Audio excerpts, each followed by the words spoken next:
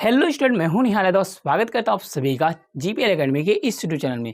आज की इस वीडियो लेक्चर में हम लोग पढ़ेंगे chemical engineering thermodynamics. Chemical engineering thermodynamics का ऑलरेडी मैंने सिलेबस अपने चैनल पर अपलोड कर रखा है। अगर आपने वो वाली वीडियो अभी तक नहीं देखा है तो जाकर आप उस वीडियो को देख सकते हो। अगर स्टूडेंट आप chemical engineering, petrochemical, chemical technology, fertiliser के स्टूडेंट हो और फुल कोर्स को ज्वाइन करना चाहते हो जिसमें आपको हैंड रिटेन नोट्स, सभी सब्जेक्ट के important question, book PDF, doubt session, बहुत सारी मटेरियल आपको हमारे इस कोर्स में अवेलेबल करा दी गई है। अगर स्टूडेंट ज्वाइन करना चाहते हो तो स्क्रीन पर जो नंबर दिख रहा है उस नंबर को कांटेक्ट करके आप फुल कोर्स को ज्वाइन कर सकते हो। तो आज की इस वीडियो हम लोग थर्मोडायनेमिक्स का चैप्टर नंबर 1 पढ़ेंगे। चैप्टर का नाम क्या है सर? चैप्टर का नाम आपके स्क्रीन पर शो हो रहा है, इंट्रोडक्शन एंड बेसिक कंसेप्ट। ये चैप्टर नंबर 1 है। इसके हम लोग पूरी डिटेल इस वीडियो में कवर करने वाले हैं। चलिए वीडियो को शुरू करते हैं। तो देखिए, सबसे पहला हेडिंग क्या है? सबसे पहले हमें हेडिंग में क्या पढ़ना है? वह पढ़ना है हमें scope and limitation of thermodynamics. Scope and limitation, scope क्या है थर्मोडायनेमिक्स का और लिमिटेशन क्या है थर्मोडायनेमिक्स का, इसे हम लोग जानेंगे। देखो, ऊष्मागतिकी यानी कि थर्मोडायनेमिक्स भौतिक विज्ञान की वह शाखा है जिसके अंतर्गत ऊष्मा यानी कि हीट, वर्क एवं पारस्परिक रूपांतरण का ट्रांसफर का हम लोग अध्ययन किया है। इसमें क्या कहते हैं हम लोग? वर्क कार्य और हीट, और हम लोग रूपांतरण यानी कि ट्रांसफर, हीट का ट्रांसफर हम लोग इसमें क्या करते हैं? हम लोग अध्ययन करते हैं ऊष्मा का कार्य का। ठीक समझे? आगे बढ़ते हैं। देखो, the science of thermodynamics which deals with energy हमारी ऊर्जा एंड इट्स ट्रांसफर यानी ऊर्जा का ट्रांसफर हम लोग पढ़ते हैं। It tells us about the direction in which change take place in natural thermodynamics applied to a width variety of problem concerning both physical and biological science। समझे क्या बता रहा है कि इसमें हम लोग क्या करते हैं? एनर्जी का ट्रांसफर पढ़ते हैं। द फील्ड टू क्या कर रहा है? The field to chemical engineering in commonly is commonly derivated into 2 point. इन्हें 2 पॉइंट से डिपेंड किया जाता है। देखो, पहला होता है आपका यूनिट ऑपरेशन, एक आपका यूनिट प्रोसेस। तो यूनिट ऑपरेशन भाई समझो यूनिट ऑपरेशन होता क्या है? जब हम लोग 1 सेकेंड, जब देखो सिंपल भाषा में समझो यूनिट ऑपरेशन होता कैसा है? सर यूनिट ऑपरेशन क्या है? बस यूनिट ऑपरेशन में क्या होता है? ओनली वन फिजिकल चेंज है। ओनली वन इसमें क्या होगा? फिजिकल का चेंजेज होगी। जब फिजिकल चेंज होगी तो वहाँ क्या होगा भाई? यूनिट ऑपरेशन होगा। क्या होगा? यूनिट ऑपरेशन होगा। अब सर यूनिट ऑपरेशन होता किसमें? देखो, जब हम लोग MTO पढ़ोगे 4th सेमेस्टर में, MTO mass transfer operation, heat transfer operation, इसमें क्या होता है भाई? इसमें केवल यूनिट ऑपरेशन, ये इसका होता है, ये यूनिट ऑपरेशन है। इसमें कोई देखो HTO आपने पढ़ा तो HTO में क्या होता है? इसमें केवल हीट का ट्रांसफर होता है, इसमें कोई चेंजमेंट नहीं होती है। HTO में क्या होता है? कोई केमिकल का चेंजमेंट नहीं होती है। तो जब केमिकल का चेंजमेंट ना हो, केवल फिजिकल का चेंजमेंट हो, उसमें हम लोग क्या करते हैं? उसे हम लोग कहते हैं यूनिट ऑपरेशन। समझे? सर यूनिट प्रोसेस क्या है? यूनिट प्रोसेस समझो क्या होती है। यूनिट प्रोसेस में ओनली वन क्या होता है? ओनली वन केमिकल चेंजमेंट होती है। इसमें कौन सा चेंजमेंट होती है? ओनली वन केमिकल चेंजमेंट होती है, न कि फिजिकल चेंजमेंट। समझे? इसमें यूनिट सीधा से आपका मतलब यही है, जब हम लोग केमिकल चेंजमेंट होगी, केवल केमिकल चेंजमेंट होगा तो वहाँ होगा यूनिट ऑपरेशन, और जब हमारी केमिकल चेंजमेंट होगी वह होगा हमारा यूनिट प्रोसेस, और जब हमारा फिजिकल चेंजमेंट होगा वह होगा हमारा यूनिट ऑपरेशन। इसका नहीं मतलब क्या आप ओवरऑल क्या निकला? ओवरऑल यही निकला कि जब फिजिकल चेंज होगा वहाँ होगा यूनिट ऑपरेशन, जब हमारा केमिकल चेंज होगा वहाँ होगा यूनिट प्रोसेस। यूनिट प्रोसेस में आपका आ जाएगा नाइट्रेशन, क्या नाइट्रेशन आ जाएगा, ऑक्सीडेशन आ जाएगा। ठीक, नेक्स्ट हेडिंग सर। देखो यहाँ क्या हुआ? जब केमिकल चेंजमेंट हुआ तो हमारा क्या हुआ? ये हो जाएगा हमारा यूनिट प्रोसेस। ठीक, next sir thermodynamic system. Thermodynamic system होता क्या है? तो थर्मोडायनेमिक सिस्टम किसे कहते हैं भाई? थर्मोडायनेमिक सिस्टम क्या होता है समझो। In thermodynamics a substance of group of substance in which we have specific interest is called a system. यानी कि ऊष्मागतिकी यानी थर्मोडायनेमिक्स में पदार्थ या पदार्थों के समूहों का विशेष तौर के अध्ययन करते हैं। क्या कहते हैं हम लोग? ऊष्मागतिकी में क्या हीट, थर्मोडायनेमिक्स में पदार्थ और पदार्थ के समूह यानी कि 1 मटेरियल, 2 मटेरियल, 3 मटेरियल, इन सभी समूहों का हम लोग क्या करते हैं? विस्तृत अध्ययन करते हैं, विस्तार में अध्ययन करते हैं। वह कहलाता है हमारा thermodynamic system. There are mainly 3 type of system. जो सिस्टम होती है वह 3 टाइप में होती है। तो देखो कौन कौन सिस्टम होता है? ओपन सिस्टम होता है, क्लोज सिस्टम होता है, आइसोलेटेड होता है। Open system, close system, isolated system. ठीक, ये मेनली 3 प्रकार की होती है। बट मैं आगे बहुत सारे प्रकार पर आपको पढ़ाने वाला हूँ, टेंशन ना लो। देखो सर, ओपन सिस्टम क्या होता है? ओपन सिस्टम समझो क्या होता है। ओपन सिस्टम किसे कहते हैं? वह सिस्टम जिसमें सराउंडिंग से मास और एनर्जी दोनों का ट्रांसफर होगा। जब कोई सिस्टम, देखो ये हमारी कोई क्या है, ये हमारी कोई पॉट है, ठीक।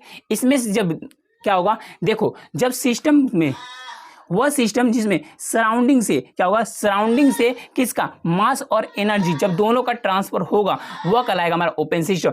जब हमारी, अभी मैं डायग्राम किससे समझाऊंगा, टेंशन ना लो, डायग्राम से समझाऊंगा। यानी जब सराउंडिंग से क्या होगा, मास और एनर्जी दोनों का ट्रांसफर होगा, वह कहलाएगा हमारा ओपन सिस्टम। समझे? जैसे खुले कप में रखी चाय, खुले कप में रखी चाय में क्या होता है हमारी, इसमें ओपन सिस्टम है। ये ओपन सिस्टम के एग्जाम्पल है।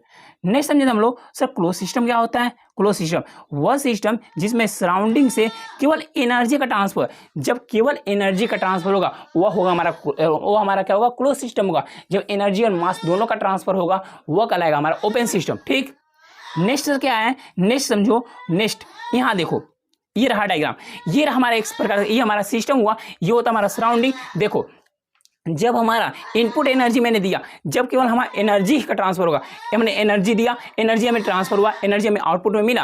यानी जब एनर्जी का ट्रांसफर होगा, जब किसी सिस्टम के सराउंडिंग से एनर्जी का ट्रांसफर होगा, केवल एनर्जी ट्रांसफर होगा, वह कहलाएगा हमारा, क्या कहलाएगा, वह हमारा कहलाएगा क्लोज सिस्टम, ठीक।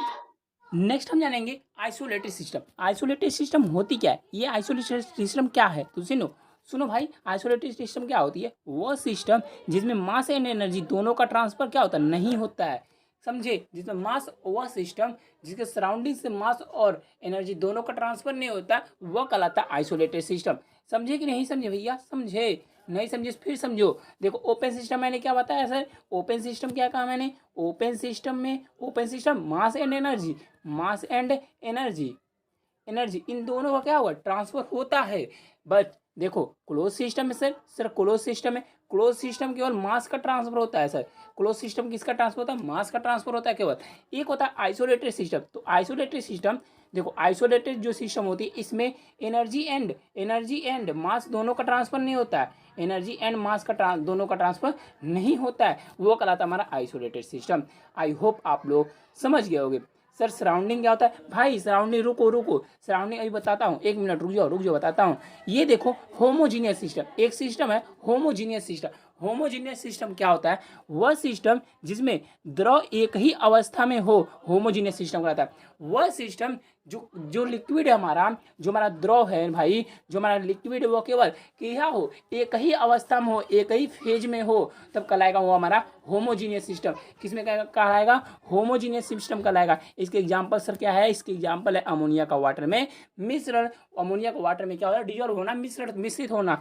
अगर इसमें पेड कोर्स आप ज्वाइन करना चाहते हो, इस नंबर पर कॉन्टैक्ट करके कोर्स को ज्वाइन कर सकते हो। इसमें आपको हैंड रिटेन नोट्स, बहुत सारी स्टडी मटेरियल आपको प्रोवाइड की जाएगी।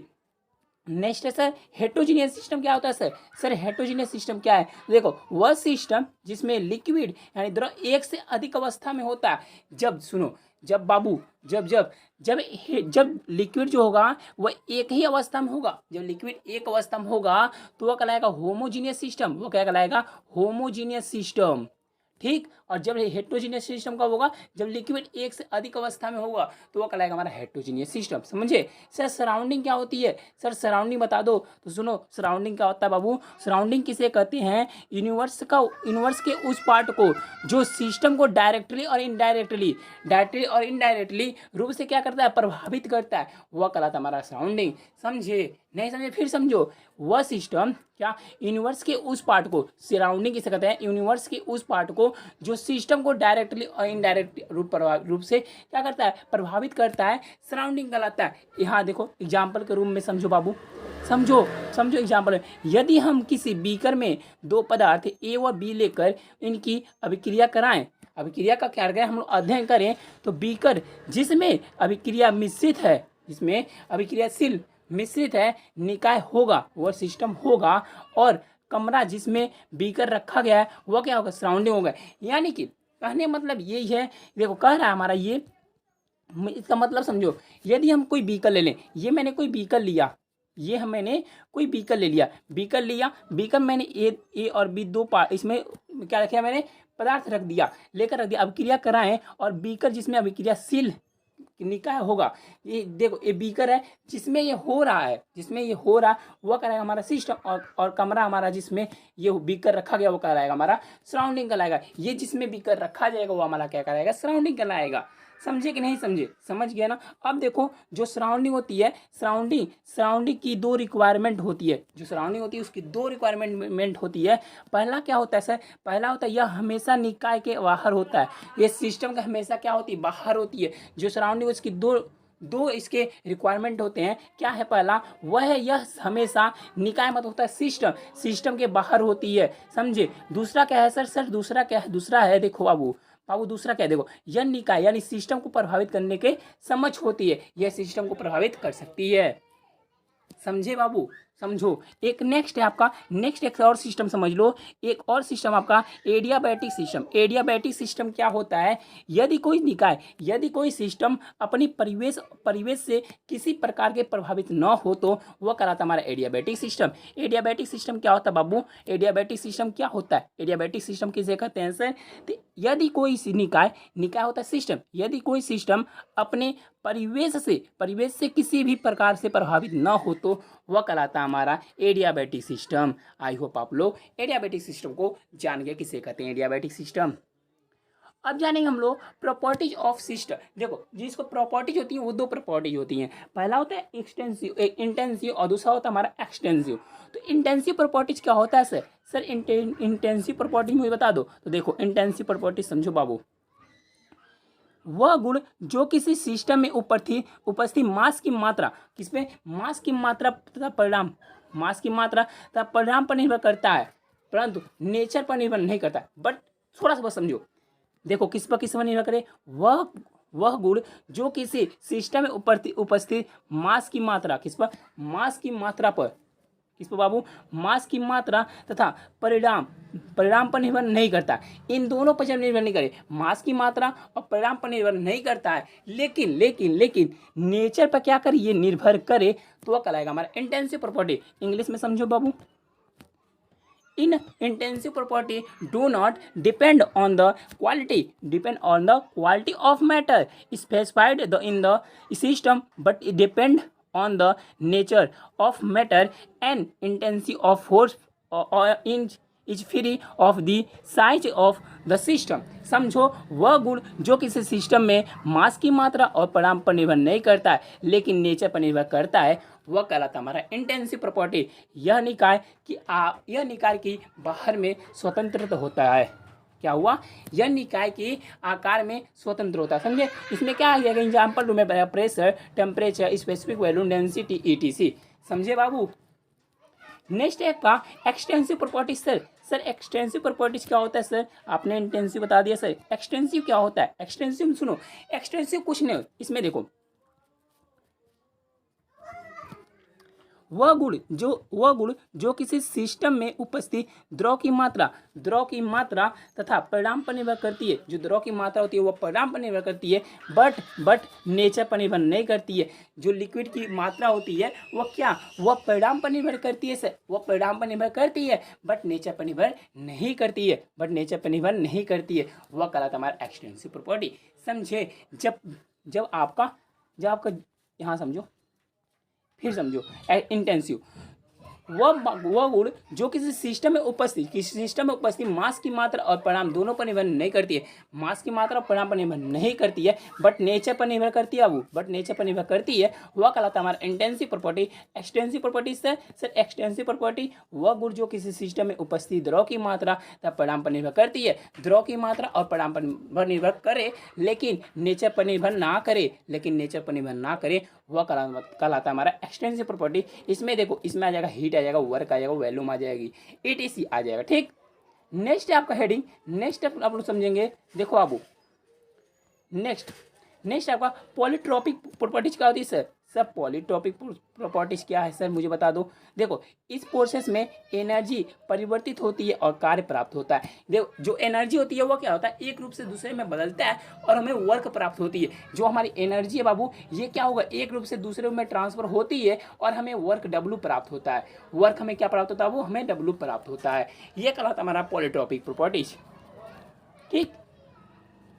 ये आप लोग समझो। ये देखो V बराबर N पावर का ये होता है कांस्टेंट। ये हम अभी आगे हम लोग इसे सिद्ध करेंगे कैसे होता है। ठीक, आगे हम लोग बहुत सारे टॉपिक पढ़ने वाले हैं, तो आज की इस वीडियो में हम लोग बस इतना ही रखते हैं, और नेक्स्ट वीडियो में हम आगे प्रेशर पढ़ेंगे, एनर्जी पढ़ेंगे क्या होती है, स्टेट फंक्शन क्या होता है, पाथ फंक्शन क्या होता है, इन सभी चीज़ों को हम लोग नेक्स्ट वीडियो में पढ़ेंगे। अगर स्टूडेंट आप लोग अभी भी सोच रहे हो और कोर्स ज्वाइन करना चाहते हो तो देर मत करो, अभी देर नहीं हुई आपकी, तो देर मत करो। अभी ये पहली लेक्चर थी, इससे खतरनाक लेक्चर लेने वाला हूँ। अगर स्टूडेंट आप लोग फर्स्ट रैंक अपने ब्रांच में लाना चाहते हो तो अभी हमारे कोर्स को ज्वाइन करो। कोर्स में सर क्या आप दोगे, तो कोर्स में आपको हैंड रिटन नोट्स मिलने वाला है, लास्ट 5 पेज का पेपर मिलेगा, गेस्ट पेपर मिलेंगे, मॉडल पेपर मिलेंगे, आल बुक की पीडीएफ मिलेगी, इंपॉर्टेंट क्वेश्चन मिलेंगे, क्लासेस जैसी मिल रही है आपको वैसी क्लासेस मिलेंगी, सॉल्व पेपर मिलेगा। भाई बहुत सारे स्टडी मटेरियल है, सभी स्टडी मटेरियल को आपको मैं देने वाला हूँ, तो देर मत करो, अभी कोर्स को ज्वाइन करो, कोई देर नहीं हुआ है, अभी कोर्स को ज्वाइन करो। कोर्स ज्वाइन कैसे करनी है सर, कोर्स ज्वाइन करने के लिए आपको इस नंबर पर कॉल करना होगा, इस नंबर पर कॉल कीजिए, डायरेक्ट आप कोर्स में इन्वॉल्व हो जाएंगे। तो दोस्त मिलता हूँ अब हम लोग नए वीडियो में नए टॉपिक से, तब तक के लिए बाय बाय, जय हिंद, टेक केयर।